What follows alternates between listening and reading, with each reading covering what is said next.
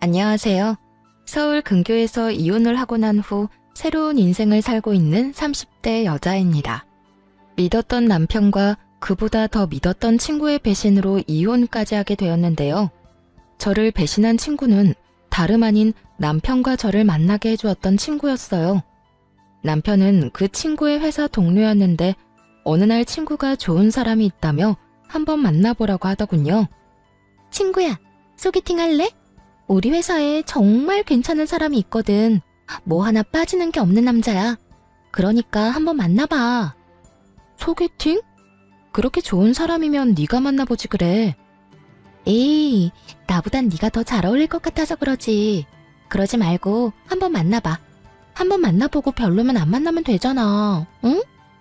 친구는 부담 없이 만나보라며 저를 설득했고 전 친구의 말대로 부담감 없이 남편을 만나보게 되었죠. 그렇게 만난 남편은 친구의 말대로 정말 괜찮은 남자였어요. 다정하고 밝은 모습의 남편에게 호감이 갔고 남편 역시 저에게 호감을 보이며 연애부터 결혼까지 막힘없이 진행되었죠. 다정한 남편과 시집살이는커녕 늘 여자 눈에 눈물이 나게 만들면 자기 눈엔 피눈물이 난다고 안 사람에게 잘하라고 신신당부하는 시부. 거기에다 죽고 사는 문제가 아니라면 안부 연락도 하지 말라는 시모까지. 그야말로 저희만 잘 살면 되는 그런 가정이었어요. 그랬기에 저희는 신혼 초에도 그 흔한 말싸움 한 번도 한 적이 없었는데 시댁 문제가 없던 것도 있긴 했지만 그보다는 워낙 저와 남편의 생활 스타일이 비슷하기도 했고 남편이 저 못지않게 깔끔한 편이라 굳이 제가 입댈 것이 없기도 했어요. 저희는 평일엔 서로 바쁘게 직장 생활에 집중하고 주말엔 온전히 부부만의 생활을 보내곤 했죠. 그렇게 더할 나위 없이 만족스러운 결혼 생활을 하고 있었는데 어느 날부턴가 남편의 퇴근 시간이 점점 늦어지기 시작하더군요. 평일에 하루 이틀 늦는 것이야 회사 일이 바쁜가 보다 하고 넘길 수 있었지만 주말까지 출근해 늦은 시간에나 집으로 돌아오니 아무래도 이상한 생각이 들기 시작하더군요. 생각에 꼬리에 꼬리를 물기 시작하니 그 생각은 끝도 없이 상상의 나래를 펼치게 되더라고요. 이런 나쁜 상상은 결코 이로울 것이 없다고 생각한 저는 결국 남편을 소개해 주었던 친구에게 직접 연락을 하게 되었죠. 혜민아, 요즘 회사 일 많이 바빠? 응? 갑자기 회사 일은 왜? 그게 요즘 우리 남편이 계속 늦어져서 평일엔 그러려니 하는데 주말까지 회사 출근해서 늦어지니까 아무래도 걱정도 되고 이상한 생각도 막 하게 되는 거 있지? 그래서 너한테 이렇게 물어보는 거야. 어머, 그랬어? 생각해보니 그럴 수도 있겠네. 그런데 그런 걱정하지 마. 요즘 바빠서 정신 없긴 해. 그래? 주말에 출근하는 것도 맞지? 바쁜 거 맞는 거지? 요즘 바빠. 회사 일이 좀 생겨서 네 남편만 출근하는 게 아니고 나도 출근했어. 주말에 이게 무슨 짓인가 몰라? 하여튼 일하는 거 맞으니까 걱정하지 마. 친구는 본인 역시 주말에 출근했다며 걱정하지 말라는 말과 함께 전화를 끊었고 전화를 끊고 난 후 얼마 지나지 않아 남편이 일하는 모습을 찍은 사진까지 보내주더군요. 그 사진을 보고 나니 안심이 되며 제가 괜한 오해를 했다는 생각에 괜스레 남편에게 미안한 마음이 들었어요. 그런 마음이 들고 나니 그 후론 남편이 수상하게 느껴져도 저도 모르게 애써 그런 기분을 누르게 되더라고요. 그렇게 저의 직감을 외면하고 있는 동안에도 남편은 여전히 평일 주말 할 것 없이 더욱 바빠져만 갔고 저 역시 그런 생활들에 적응이 되어가고 있던 어느 날이었어요. 그날은 제 생일이었는데 어디에 정신을 빼먹고 사는 것인지 제 생일이란 사실을 까맣게 잊은 듯 하더라고요. 연애 시절 내내 다른 건 몰라도 제 생일엔 보온병에 미역국을 담아 챙겨주던 남편이었는데 아무리 결혼을 하고 바쁘다고 한들 생일에 대한 언급 한 번 없다는 사실이 섭섭하게 다가오는 것은 어쩔 수 없더군요. 그날 아침 결국 남편은 아침 밥상을 차려주기는커녕 제가 차린 아침밥도 먹지 않고 출근을 해버렸고 바빠서 그렇겠지라며 아무리 위안을 삼아보려고 해도 서운한 마음은 쉽사리 가라앉지 않았어요. 그렇게 싱숭생숭한 마음으로 점심시간을 맞이하게 되었고 점심을 다 먹고 쉬고 있으니 친구에게 연락이 오더라고요. 생일 축하해, 유진아. 고마워. 역시 친구가 최고네. 매년 이렇게 잊지 않고 연락하고 말이야. 당연하지. 잊을래야 잊을 수가 없지. 오늘 아침에 미역국은 먹었어? 네 남편이 올해도 당연히 미역국은 끓여줬지? 연애 시절부터 저희 부부를 지켜봤던 친구는 당연하다는 듯 미역국을 먹었냐고 물어왔고, 전 그 순간 실망한 목소리를 감추지 못한 채 하소연을 하게 되었어요. 미역국은 무슨? 아침밥도 같이 못 먹었어. 회사 일에 정신이 다 팔려버렸는지 내 생일인 것도 기억 못하는 것 같더라니까. 바빠서 그럴 거라고 하고 생각은 하는데 섭섭한 건 어쩔 수가 없네. 그래? 난 당연히 챙겨줬을 거라 생각했는데. 사실은 며칠 전에 네 남편이 휴대전화로 여자 목걸이를 신중히 고르는 걸 봤거든. 아, 저녁에 파티해주려고 하는가 보다. 정말? 목걸이를? 그래. 그러니까 너무 나쁘게 생각하지 말고 조금만 기다려봐. 그래야겠다. 그깟 선물이 뭐라고 또 마음이 풀리네. 으이구, 다 그렇지 뭐. 일단 끊고 기다려봐. 친구의 전화를 끊고 전 섭섭했던 마음이 풀리며 괜한 기대를 품게 되더라고요. 남편이 친구의 말처럼 여자 목걸이를 고르고 샀다면 그건 제 것이라 확신했기 때문이었어요. 전 기대감에 부풀어 퇴근 후 집에서 남편을 기다렸고, 하염없이 기다리고 또 기다려도 남편은 연락을 하지도 받지도 않고 집에도 오지 않더라고요. 그렇게 남편을 기다리던 저는 저도 모르는 사이 잠이 들었고, 깜짝 놀라 잠에서 깨어나 보니 아침이더군요. 언제 들어온 줄도 알 수 없는 남편의 씻는 소리가 들려오고, 그 순간 짜증이 확 치솟아 올랐어요. 그래서 씻고 나오는 남편을 향해 추궁 아닌 추궁의 말을 하게 되었죠. 도대체 언제 들어온 거야? 전화는 왜 안 받아? 그렇게 늦을 거면 전화라도 해주던가. 전화할 상황이 안 되면 오는 전화라도 받아주던가. 기다리는 사람은 생각도 안 해?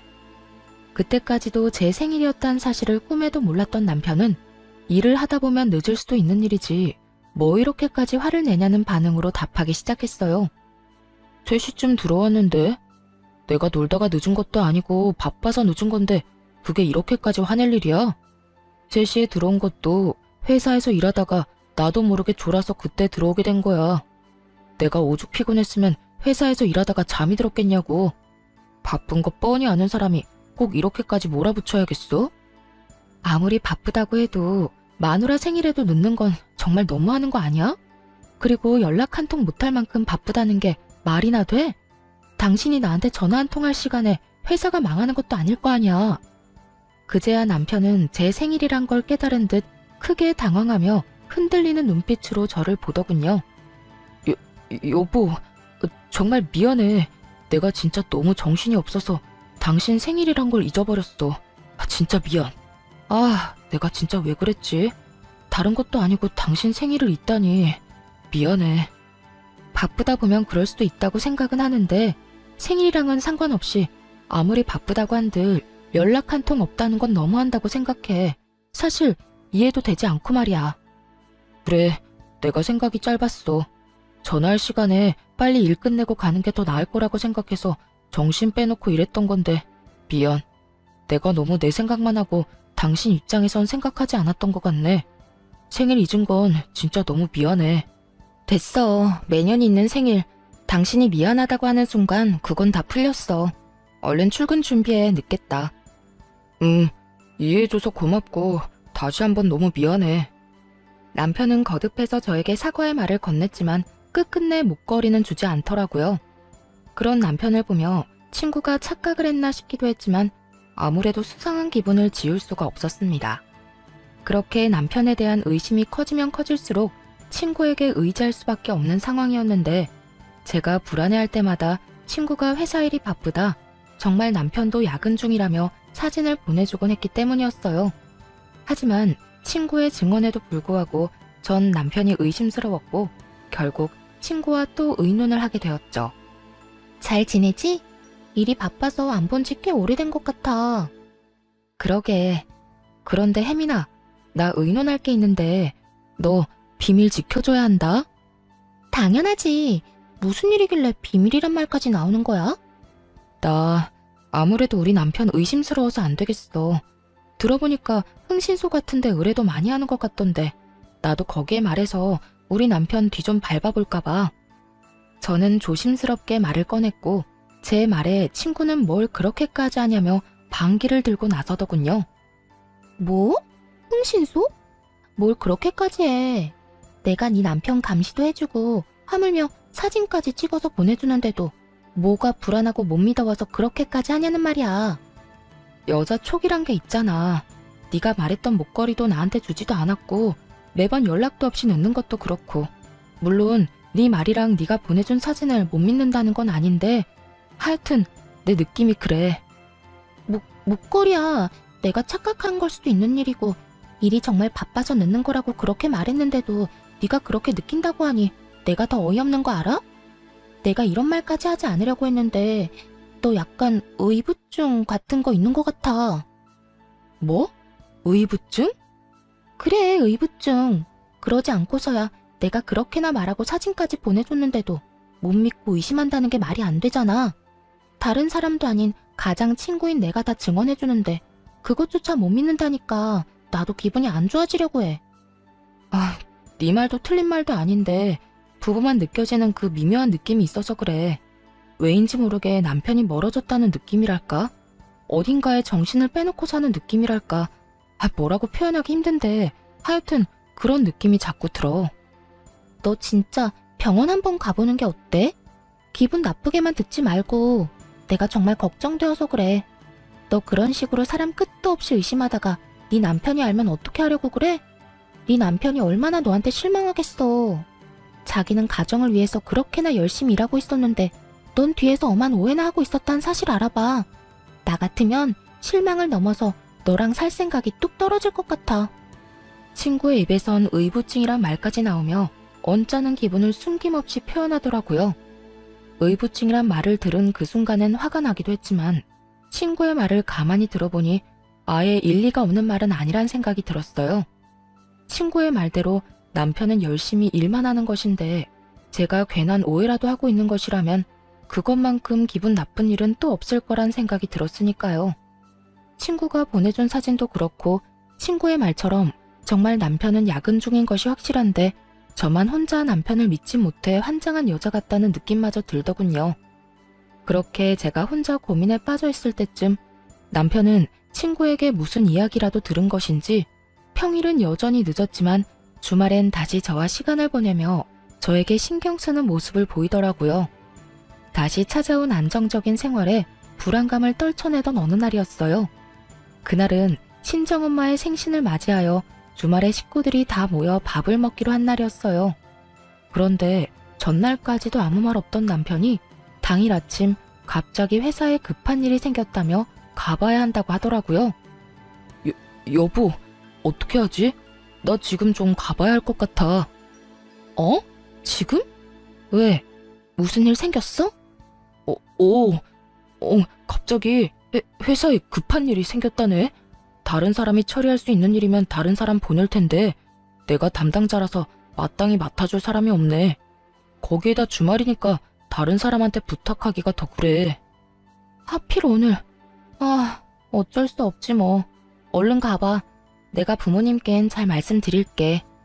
그래, 미안해. 장모님께도 죄송하다고 전해주고. 남편은 급하게 집을 나섰고 저는 그런 남편의 모습을 보며 생각에 빠졌어요. 급한 일이 있다고 전화가 온 것도 아니었고 휴대전화를 들고 가만히 앉아있다가 갑자기 급한 일이 있다며 저렇게 뛰어나가 버리니 아무래도 이상하다 싶더라고요. 이쯤 되니 정말 제가 이상한 것인지 남편이 이상한 것인지 구분이 되지 않는 상태가 되어버렸고 저는 하는 수 없이 정말 마지막이란 생각으로 친구에게 전화를 걸었죠. 매번 이럴 때마다 친구의 도움을 받는 것이 미안하기도 했고 또 한편으론 창피하기도 했지만 그만큼 오래된 친구이고 믿는 친구였기에 전화를 걸어 물어보기로 결심한 것이었죠. 그런데 전화를 받은 친구는 다 죽어가는 목소리더라고요. 너 어디 아파? 목소리가 왜 이래? 몸살인 것 같아. 열이 39도까지 올라서 떨어질 생각을 안 하네. 뭐? 39도? 열이 그렇게 심한데 그러고 있으면 어떻게 해? 너 집이지? 병원은? 조금 있다가 가려고. 도저히 혼자 갈 수가 없어서 친구 좀 오라고 했어. 그래? 다행이네. 나한테 진작 연락을 했어야지. 내가 알았으면 진작 너한테 갔을 텐데. 괜찮아.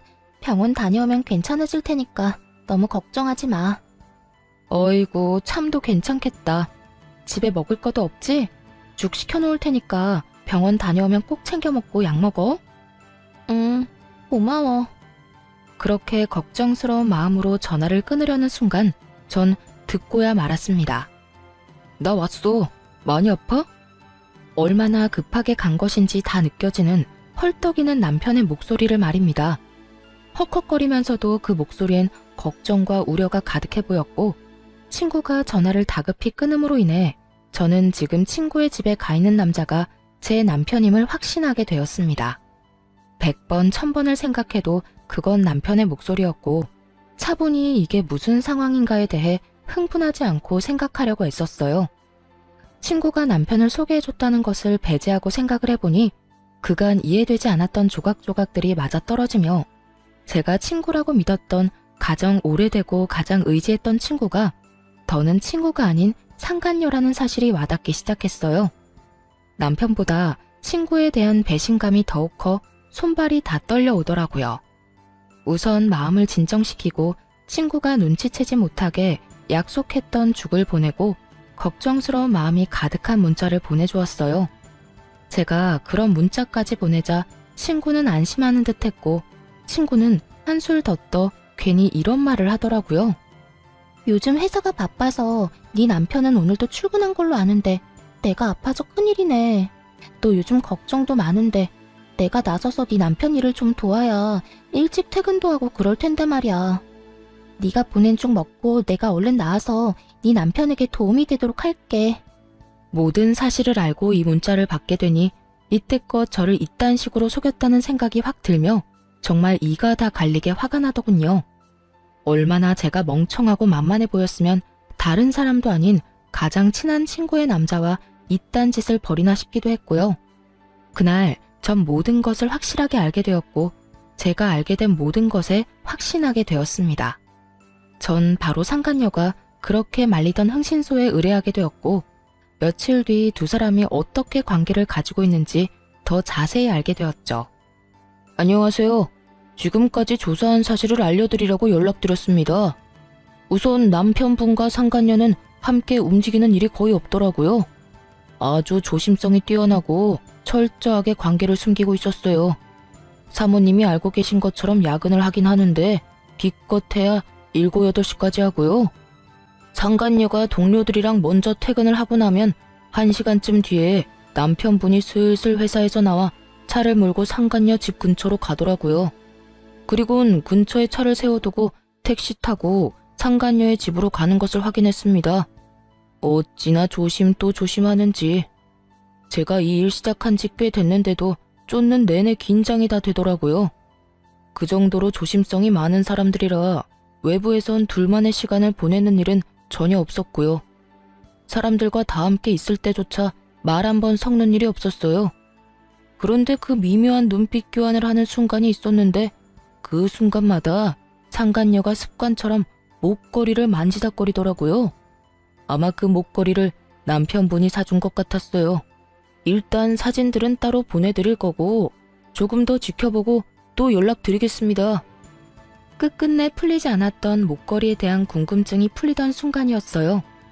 남편이 고르고 있던 목걸이는 제 생일 선물이 아닌 상간녀의 선물이었고 그것이 자신의 선물이라곤 생각지도 못했던 상간녀가 저에게 실수로 목걸이 이야기를 해버렸던 것이었죠.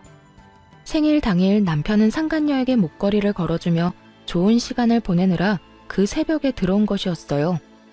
외도 사실을 알게 되며 대충 예상은 했었지만 퍼즐 조각이 점점 더 맞춰질수록 그 절망감과 배신감은 정말 말로 할 수 없을 정도로 크게 다가오더군요. 전 도무지 이게 다 어떻게 된 일인지 더 알아볼 필요성을 느꼈고 한 달에 한 번씩 있는 남편의 회식 날만 기다렸죠. 남편은 늘 그렇듯 그날 역시 만취가 된 상태로 집으로 돌아왔고 전 남편의 손가락으로 남편의 휴대전화 잠금을 풀어 살펴보게 되었습니다. 그곳엔 두 사람의 대화가 고스란히 남아 있었는데 그 내용은 정말 충격 그 자체였어요. 자기, 오늘도 집에 바로 가? 알겠지? 왜? 요즘 계속 집에 바로 가서 집사람도 이제 의심 안 하는 것 같은데. 내가 말했잖아.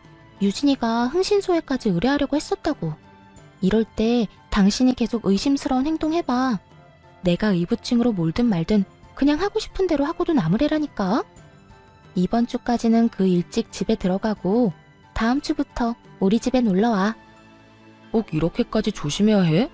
그냥 당장 이혼하고 같이 살고 싶어.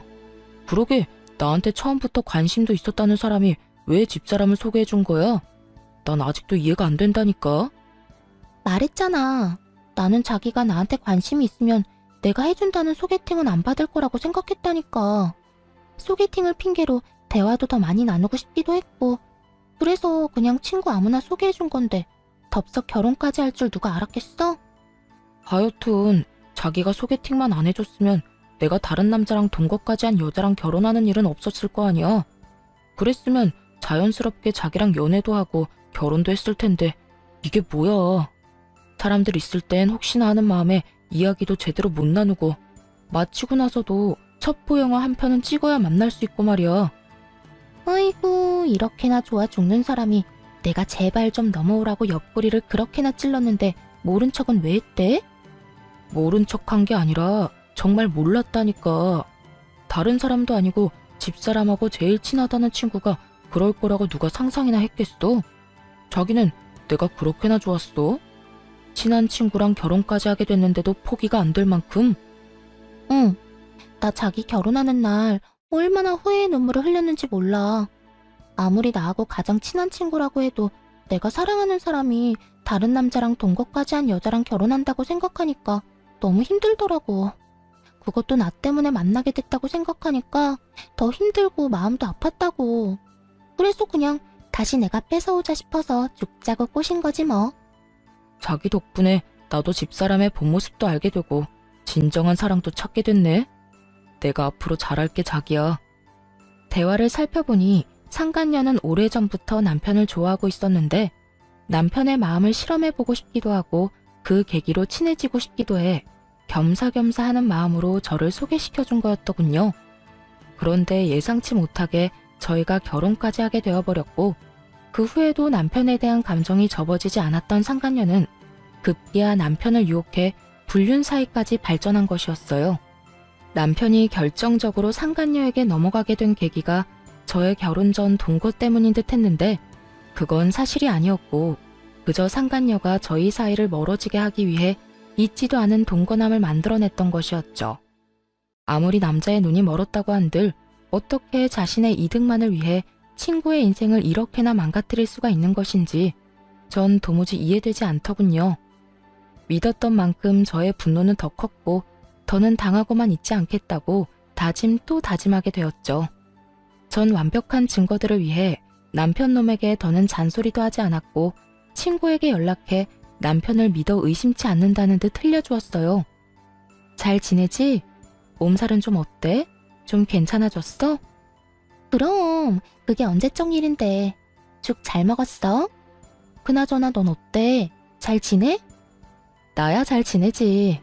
네 말대로 우리 남편 더는 의심 안 하려고 노력하고 좋은 시선으로 보면서 이해하려고 노력하니까 나도 마음이 한결 편해지는 거 있지? 그래서 그런지 부부 사이도 더 좋아진 것 같기도 하고 말이야. 다 혜민이 네 덕이야. 네 덕에 나 요즘 너무 행복해. 참 고맙다 정말. 그래. 네가 행복하다니 나도 행복하네. 어찌되었든 남편이랑 좋아졌다니 정말 다행이다. 그나저나 우린 언제 보니? 곧 보게 되겠지. 정 안 되면 내가 조만간 남편 회사로 한번 찾아갈게. 그때 볼 수 있으면 보자. 이러한 제 작전이 통한 것인지 며칠 지나지 않아 남편 놈이 출장이 잡혔다며 알려오더군요. 그렇게 조심 또 조심하던 두 사람의 여행이란 걸 전 직감적으로 확신했고 두 사람의 여행을 기다리며 전 저대로 이혼을 준비하기 시작했습니다. 나름대로 바쁜 시간을 보내다 보니 남편은 출장을 간다며 여행길에 나섰고 전 바로 그날 상간녀와 결혼 이야기가 오가고 있는 남자를 불렀어요. 제가 상간녀를 전혀 의심조차 하지 못했던 이유였습니다. 저의 가장 친한 친구이기도 하지만 같은 회사에 다니고 있는, 그것도 결혼 이야기가 오갈 정도로 진지하게 만나고 있는 남자가 있는데 제 남편과 그딴 짓을 벌이고 있을 거라곤 상상조차 하지 못했던 것이었죠. 심지어 그 남자는 회사 내에서도 능력이 좋아 많은 여자들이 노리고 있다고 들은 적이 있는 남자였기에 정말 확실하게 결혼할 남자가 맞는 것인지 확인이 필요하기도 했고, 정말 맞다면 모든 사실을 알릴 필요가 있다고 생각했어요.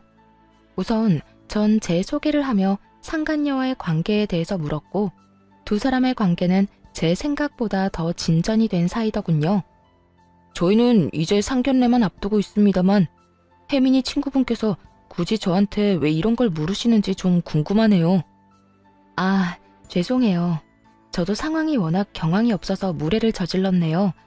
다름이 아니라 혜민이가 제 남편이랑 만나고 있더라고요. 아무래도 아셔야 할 것 같아서 이렇게 만나 뵙자고 했어요. 이 사실을 말씀드리기 전에 사실 확인이 필요해서 그렇게 여쭤본 거고요. 이런 이야기일수록 빙빙 돌릴 필요가 없다고 생각한 저는 바로 본론을 말해버렸고, 남자는 믿기지 않는 현실에 한동안 멍하니 저를 보더니 무거운 입을 떼더라고요. 그러니까 혜민이가 지금 유부남을 만나고 있다는 말씀인가요? 그것도 친구 남편을요? 아니, 제가 지금 헷갈리고 있는가 싶어서 여쭤보는 건데 혜민이랑 가장 친한 친구가 유진 씨 아니신가요? 네, 맞아요. 제가 그 혜민이랑 가장 친한 친구라고 생각했던 박유진입니다. 호진 씨도 지금 믿기지 않겠지만 저 역시 처음엔 믿기지 않았어요. 동시에 제가 모았던 증거들을 남자에게 보여주었고, 남자는 한참을 그 사진들과 대화 내용들을 살펴보더라고요. 할 말을 잃은 남자에게 이어서 다른 사실을 알려주었어요. 혜민이 2박 3일 동안 어디 간다고 하지 않던가요? 네, 친구분 중에 다은 씨랑 여행 간다고 했어요. 아, 다은이요? 저도 잘 알죠. 그런데 해외에 살고 있는 다은이랑 무슨 여행을 어떻게 간다는 걸까요? 심지어 다은이는 지금 만삭이라 비행기 타는 것도 무리일 텐데요. 그러면 도대체 설마 그쪽 남편이랑 떠난 건가요? 네, 제 남편은 회사에서 급하게 출장을 간다고 하더라고요. 공교롭게다 2박 3일 동안 말이죠. 우연이라 하기엔 너무 맞아떨어지지 않나요? 그제야 남자의 눈빛이 거침없이 흔들리기 시작하더군요. 그 흔들리는 눈빛의 의미는 그제야 제 말을 믿는다는 뜻과 다름이 없었고, 저희는 복수라는 배를 함께 타기로 했습니다. 그렇게 저희가 복수 계획을 세우는 사이 남편과 상간녀는 가짜 출장, 가짜 여행에서 돌아왔고, 흥신소에서 실시간으로 보내준 사진에는 두 사람의 행복한 모습으로 가득하더군요. 대망의 다음 날, 남편은 출근을 했고 전 점심시간 때쯤 회사로 찾아갔죠. 제가 회사에 가니 이미 상간녀는 자신의 약혼자 앞에 서서 빌고 있고, 남편은 상간녀의 약혼자 앞에 서서 고개를 푹 숙이고 있더군요. 그야말로 난리도 그런 난리가 또 없더군요. 전 상황을 지켜보다 그 사람들에게 다가갔고, 저를 발견한 상간녀가 다가와 양심도 없이 화를 내기 시작하더군요. 네가 어떻게 나한테 이럴 수가 있어. 다 알았으면 나한테 뭐라고 하면 되지. 왜 내 예비 신랑한테까지 다 말하냔 말이야. 네가 이러고도 내 친구야?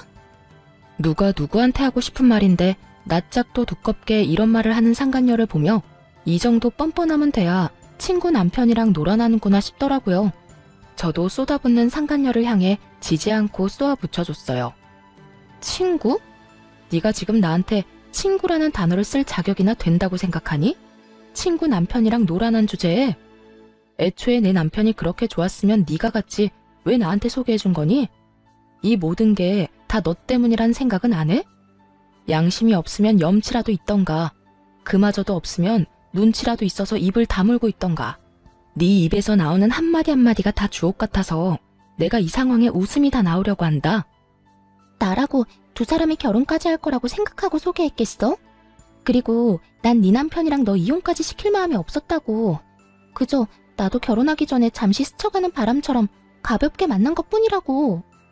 가볍게 만났다는 사람들이 퇴근하고 매일같이 한 집에서 만나 시간 보내고 이번엔 출장 간다고 하면서 여행까지 다녀왔어? 네 기준엔 그게 가벼운 거니? 그것까지 어떻게... 혹시 그때 말했던 흥신소? 그게 중요하니? 어떻게 알았든 나랑 가장 오래되고 가장 친했던 친구인 너랑 검은 머리 팥뿌리가 될 때까지 잘 살아보자고 했던 내 남편이랑 불륜을 저지르고 있었단 게 제일 중요하지 않니? 그리고 네가 이혼시킬 마음이 없었다고 하면 내가 그렇구나 하고 이혼하면 안 돼? 이 판국의 이 상황에 어떻게 너한테 이럴 수 있냐고 물었지? 그 말 그대로 돌려줄게. 네가 어떻게 나한테 이럴 수가 있어? 그러니까 서로 이런 일 없게 네가 몰랐으면 좋잖아. 그러면 나도 아무 일 없다는 듯 결혼했으면 됐고, 그랬으면 네 남편도 제자리 찾아갔을 거 아니냐고. 이제 정말 얼마 안 남았는데 왜 이제 와서 이 난리를 부리는 거야? 넌 정말 끝까지 기대 이상이네. 친구 남편이랑 놀아나면서 네 결혼은 무사히 할 수 있을 거라 생각했나 본데 절대 그렇게는 안 되지. 적반하장도 유분수로 나오는 상간녀를 뒤로한 채 상간녀의 약혼자를 바라보았고 제 눈빛을 읽은 약혼자가 상간녀에게 다가오더니 사람들 다 보는 앞에서 파혼을 선포해버렸습니다. 우리 결혼 없던 걸로 하자. 이미 우리 부모님께는 충분히 다 설명해드렸고 나 역시 마음 정리 끝난 상태야. 그러니까 더는 연락도 하지 말고 구질구질하게 찾아올 생각도 하지 마. 자기야, 그러지 말고 내 말 좀 들어봐. 나는 진짜 상견례 전까지 다 끝내려고 했어.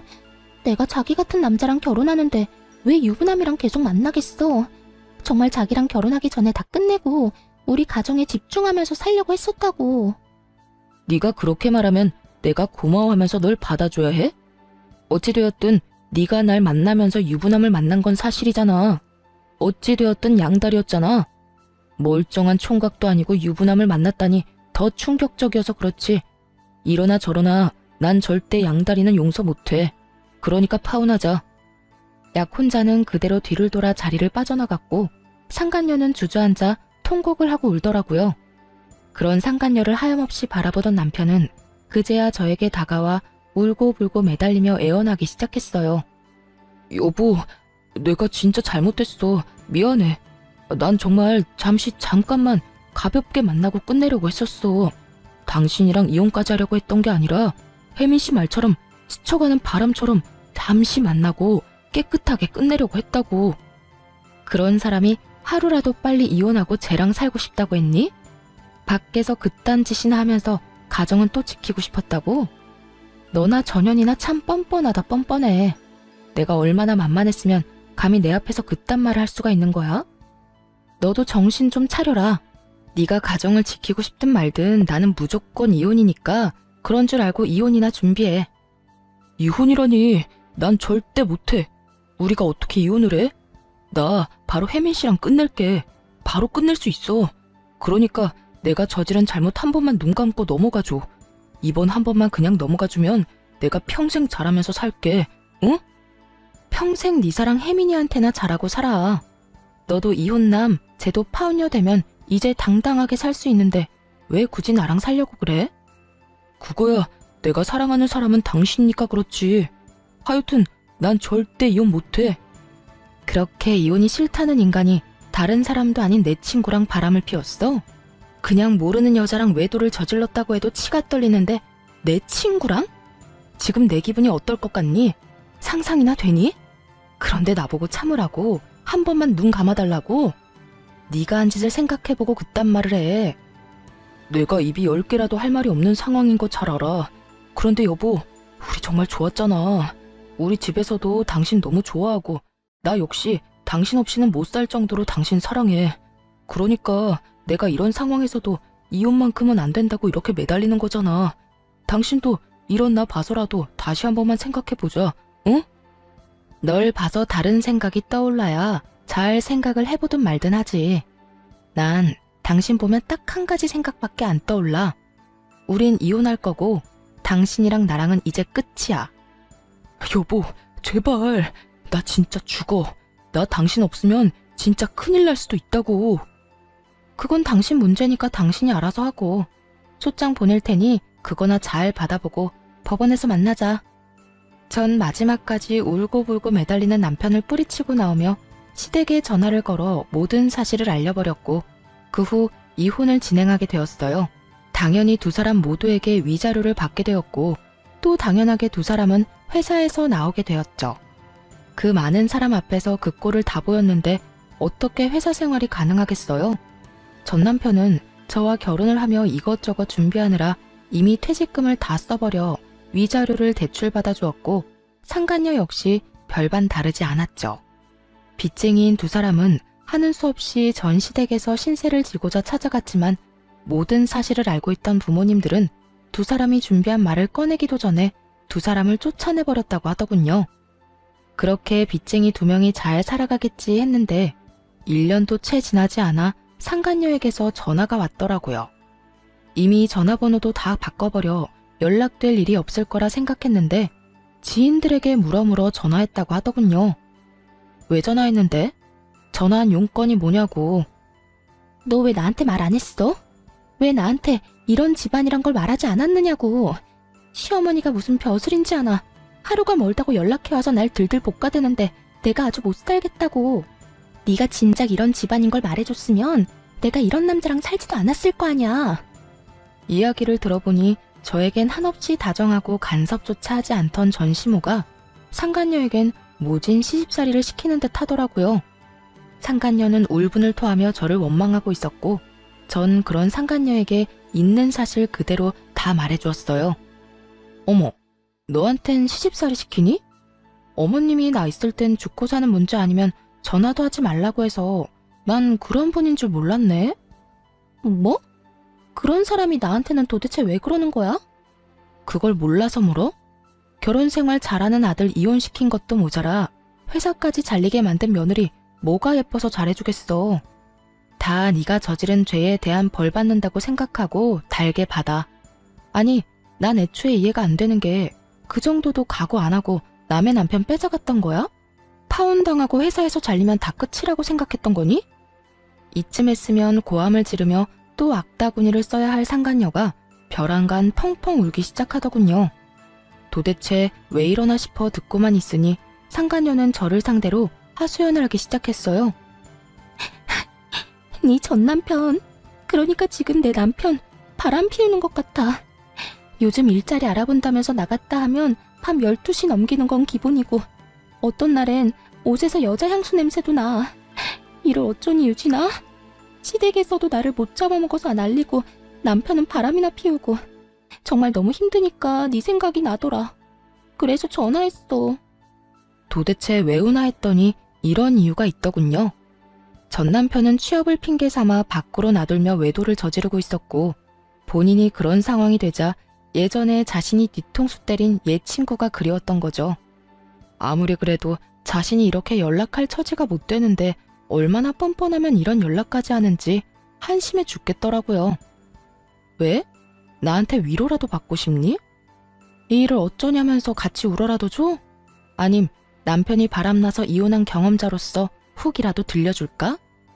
도대체 뭘 바라고 나한테 전화해서 이런 말을 하는 거야? 그때도 그랬지만 난 도무지 네가 이해가 안 된다. 그런 게 아니라 나도 흥신소에 의뢰라도 해볼까 싶어서 그래. 넌 어땠어? 흥신소 그런 거 무섭진 않았어? 야, 내가 그런 일을 겪게 됐는데 흥신소가 무서웠겠어? 그리고 아직 확실치도 않은데 흥신소는 무슨 흥신소야. 너 나한테 전화해서 이러고 있을 시간에 병원이나 가봐. 그거 의부증이라며 네가 말했잖아. 혹시나 네가 나한테 말했던 것처럼 정말 가정을 위해서 취업하려고 힘쓰고 있는데 네가 오해하는 거면 어쩌려고 그래? 너도 나처럼 이혼녀 되려고 그러니? 전 그 옛날 상간녀가 저에게 해주었던 말을 그대로 돌려주었고 상간녀는 노발대발 화를 내기 시작하더군요. 뭐? 의부증? 다른 사람은 몰라도 네가 나한테 그런 말을 하면 안 되지. 결국 그 남자가 나랑 바람 피워서 너 이혼했던 거 기억 안 나니? 기억나지. 그런데 그런 남자랑 사는 네가 나한테 전화해서 하소연하면 안 되는 건 모르니? 내 전 남편이자 네 남편이 바람을 피우는 것 같다고? 그 정도 외도면 그건 병인 것 같은데 그냥 데리고 살아라. 어쩌겠니? 뭐라고? 다 들었으면서 왜 못 들은 척해. 그냥 데리고 살라고. 네가 죽고 못 살아 나한테서 뺏어간 그 남자 업보라고 생각하고 그냥 잘 데리고 살아주라고. 그리고 다신 나한테 전화해서 이딴 소리도 좀 하지 마. 다신 연락도 말라는 제 말에 상간녀는 갑자기 불쌍한 척을 하기 시작하더니 다 기어서 들어가는 목소리로 매달리기 시작하더군요. 너랑 내 이야기 다 소문나서 애들이 내 이야기는 들어주지도 않아. 네 번호도 전화 10통은 넘게 돌려서 알아낸 거라고.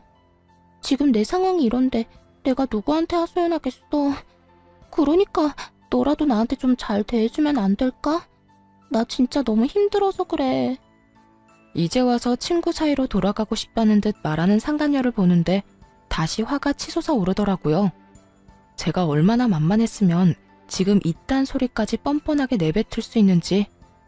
난 너랑 다시는 연락도 하고 싶지 않아서 전화번호도 다 바꿨더니 이제 무슨 짓인지 모르겠다. 잘 대해달라고? 넌 진짜 내가 무슨 호구인 줄 아는구나. 우리 친구 사이는 이미 네가 내 남편이랑 놀아날 때 다 끝났고 난 지금도 앞으로도 너랑 연락하고 지낼 생각 없으니까 네 가정일은 네가 알아서 하고 다신 전화 끊어. 전 그대로 전화를 끊어버렸고 그 후론 상간녀에게 전화는 오지 않았지만 문자는 오더라고요. 전 남편이 한눈에 봐도 어린 여자와 외도를 저지르고 있는 사진과 함께 말이죠. 이것 봐. 내 말이 맞았어. 저 여자 22살이란다. 정말 양심이라고는 없는 인간 아니니? 어떻게 띠동갑도 넘는 여자애를 만나. 나도 이혼할 거야. 이걸 어떻게 참고 살아? 네 말대로 이놈은 병이야, 병. 외도로 이혼한 놈이 재혼해서 또 외도를 저지르다니. 이게 말이나 된다고 생각하니? 상간녀는 저에게 맞장구라도 바라는 듯 물음표 가득한 문자를 보냈고 전 아무런 대답도 하지 않았어요.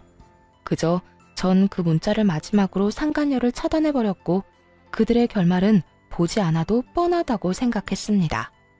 그렇게 저와 그 지긋지긋한 인연은 끝이 났고 저는 제 생활을 잘하며 잘 지내고 있어요. 이혼하고 난 후 처음엔 믿었던 친구와 사랑했던 남자의 배신이 힘들기도 했고 울기도 많이 울었는데 이젠 많이 안정된 상태랍니다.